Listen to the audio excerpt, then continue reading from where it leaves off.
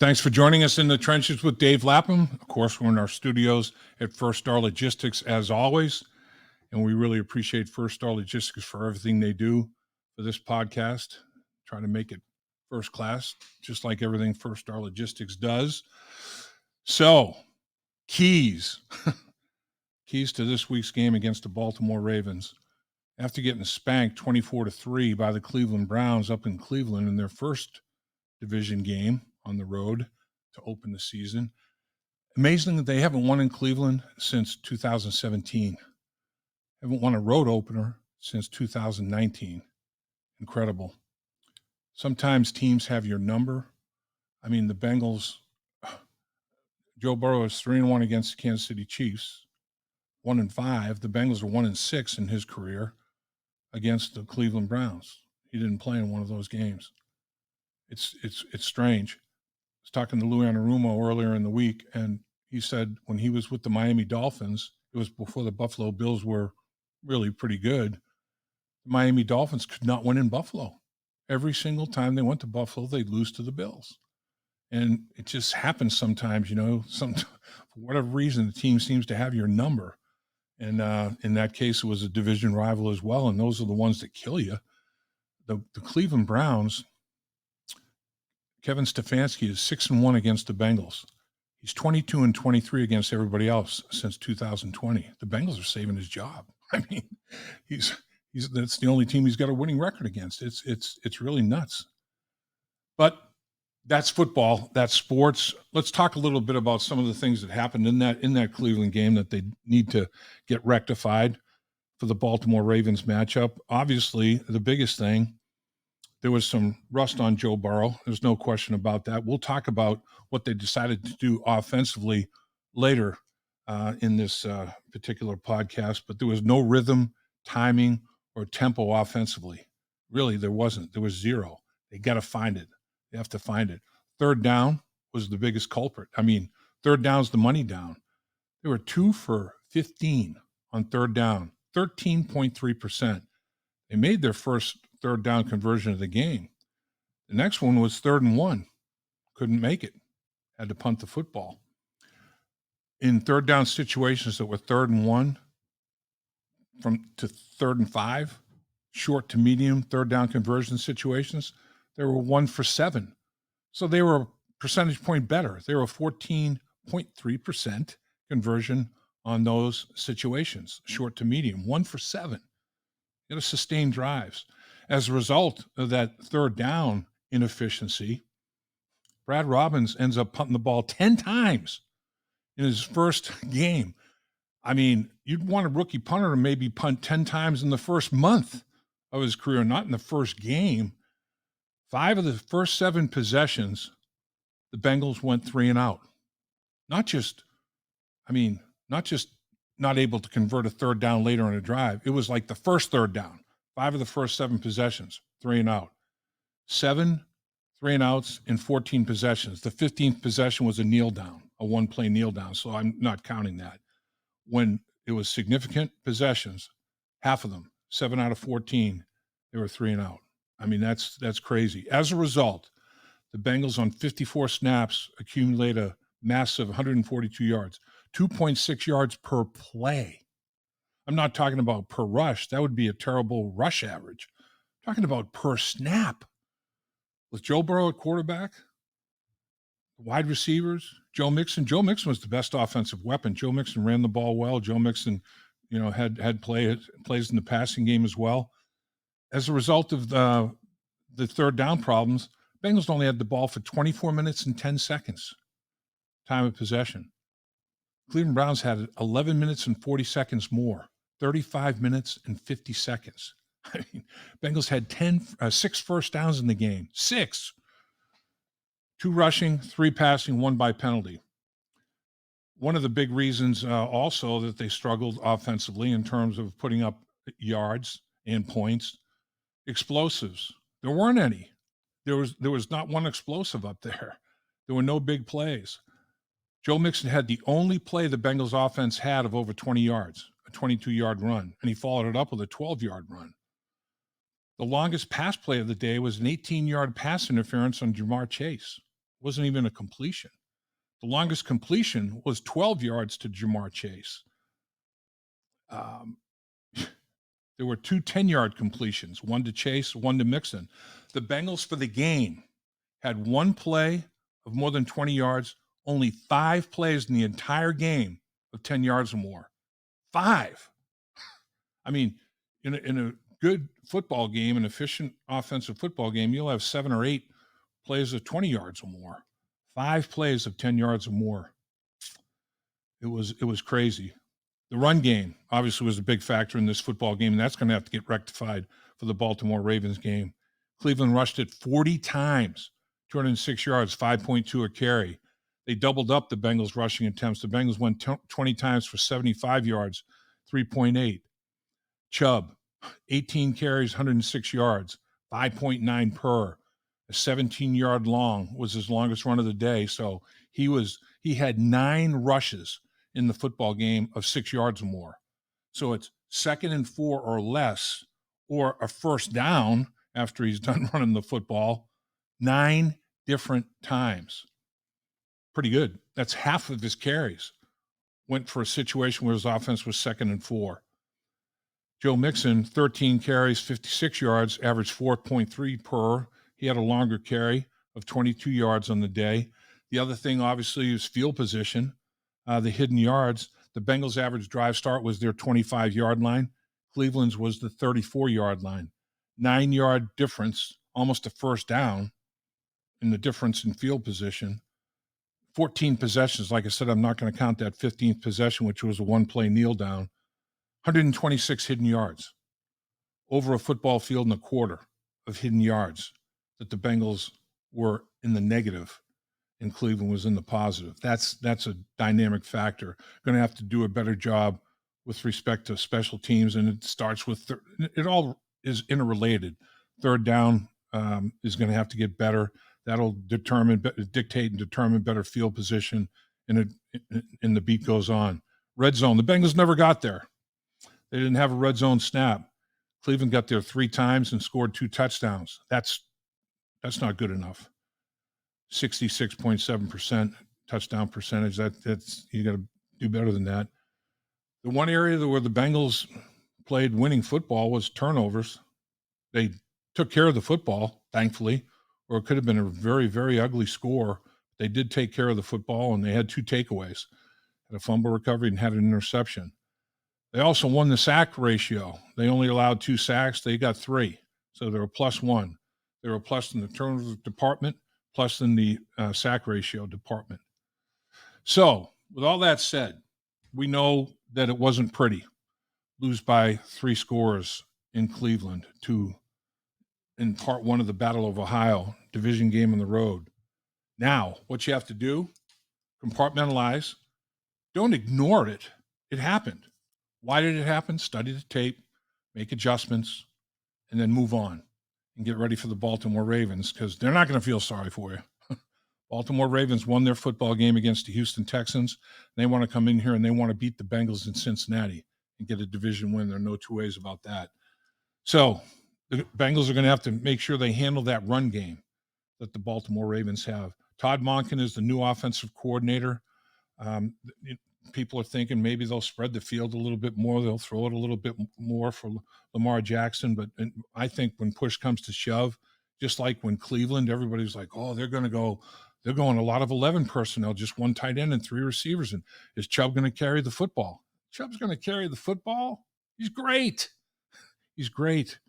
I mean, Chubb in the running game, his cutback ability is phenomenal. He'll be running a stretch play to the right and cut it all the way back outside the cornerback on the opposite side of the field. I mean, he has a big bend. And that takes vision. That takes patience. That takes poise. That takes balance. That takes strength. He's got all these abilities. They're going to run Chubb.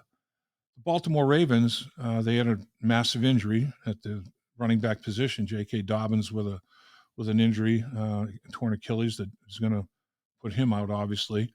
They have a stable of running backs, and they have a quarterback that can run the football, Lamar Jackson. You have to handle that running game. They have a 305-pound fullback, Patrick Ricard. If they want to, they can put a fullback in there and have multiple tight ends and play big boy ball. put on the big boy pads, and then they can also spread the field and run their quarterback run game with the draw, quarterback sweep, quarterback power. Where with the tight end, you're handling the power game and pulling that off guard, and then the quarterback counter, pull two backside offensive linemen or a backside lineman in a tight end, and try to outnumber people at the point of attack. That power running game that Baltimore's done so well, they have all of that. They have it all. It's been proven. Lamar Jackson has done it. The running backs have done it. They have a very, very accomplished running game. So the problem is they can also spread the field. They've got 6 capable wide receivers on their roster now. They've done a really nice job up in the ante with the talent pool at the wide receiver position. Andrews didn't play. He was injured, didn't play in the opener. Will he play against the Bengals? He almost got there, is what I'm hearing, in terms of being available physically in the opener. I'd be shocked if he doesn't play in a division game against the Cincinnati Bengals. We'll see, though. There's no guarantee. Defensive coordinator Mike Macdonald, what's he going to do? He's going to do exactly what Jim Schwartz did. Jim Schwartz said, all right, I'm going to be aggressive. I'm going to crowd the line of scrimmage. I'm going to be very unique with everything I'm doing up front. I'm going to be very varied. I'm going to move guys around. He had Myles Garrett, a bunch of guys moving around all different positions. He was inverting cornerbacks in the secondary in coverages. He had 10 players within 5 yards of the line of scrimmage, a ton.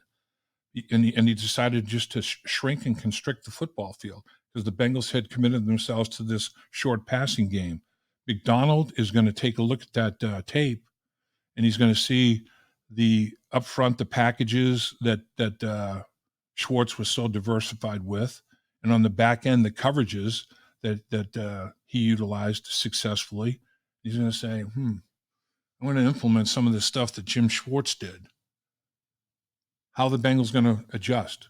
How will the Bengals rectify that problem that they had? I mean, it was like they were in a closet and they were trying to do everything to the sideline, short to intermediate passing game, and that was about it. Special teams are always important against the Ravens because that dictates field position. And John Harbaugh, head coach, he cut his coaching teeth coordinating special teams. So special teams are everything the Baltimore Ravens, and that is a big field position determiner. And they have Justin Tucker kicking over 80% success rate in field goals for his career. He's a freak. He's about as good as there's ever been in terms of a kicker in the National Football League. So here's the final thing in my mind. Like we talked about, Mike Macdonald, he's going to look at the tape and kind of do what Jim Schwartz did, maybe implementing some of the things. He doesn't have the exact same personnel, and so it's not going to be a carbon copy, but some of the concepts he may pick up on. And when you look at it, 2 very similar football teams. Watson could beat you with a throwing arm and his feet, and he ran the ball for 54 yards. He scrambled for a 13-yard touchdown. That was a big play. We know Lamar Jackson can hurt you throwing the football and with his feet and legs. Defensively, they're very similar. They have really good people up front. They're very strong on the back end. Baltimore doesn't play as much man as Jim Schwartz plays. They don't press man as much, but they vary and diversify their coverages in the back end. There's a lot of similarities between these 2 football teams. So what do the Bengals need to do? Based on what happened against the Cleveland Browns, open up the offense. I think against Cleveland, they decided on a quick passing game, partly because of Joe's medical condition.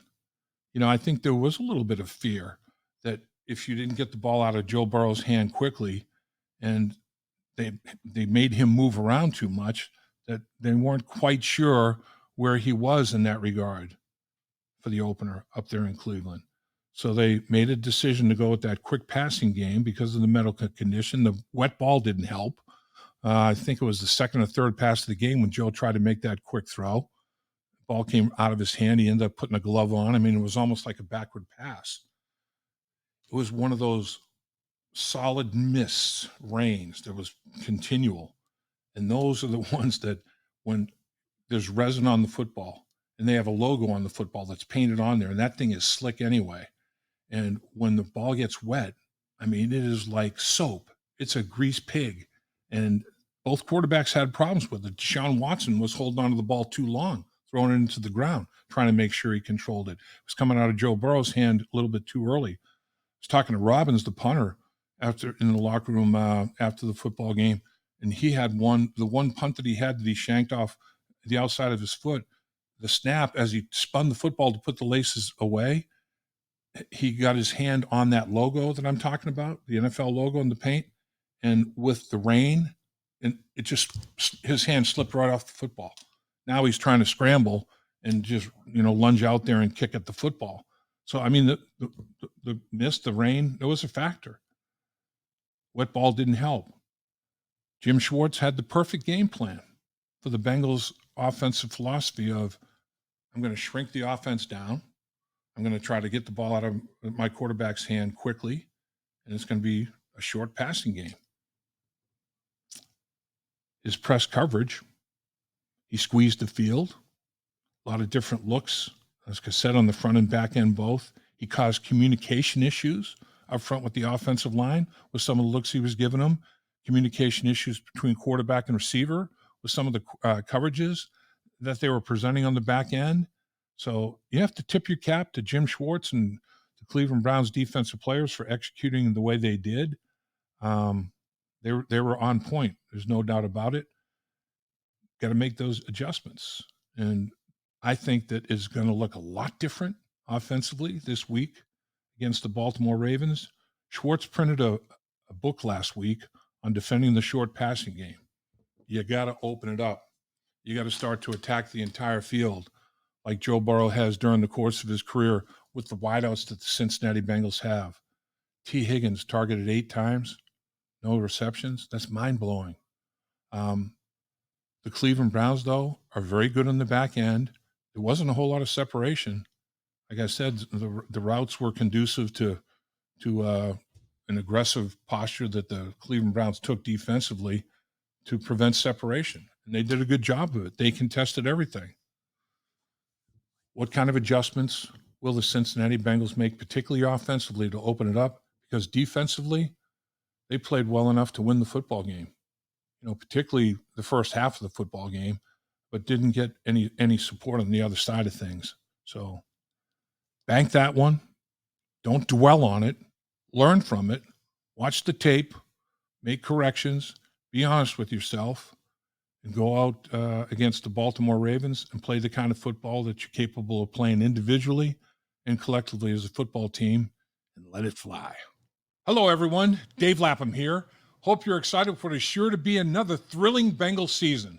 We look forward to another year of In the Trenches presented by First Star Logistics, but we wanted to give you some big news.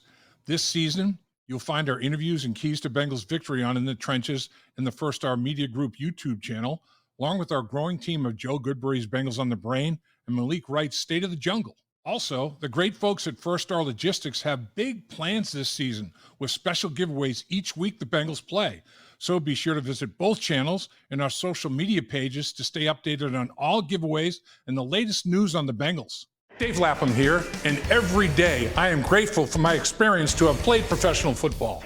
As a player, I realized self-motivation, leadership, and appreciating your teammates are key. At First Star Logistics, you can use those same attributes to create the life you want for you and your family. Build your future by working hard like I did. You'll see results both on and off the field. Call First Star Logistics today and be part of our winning team. Opportunity knocking.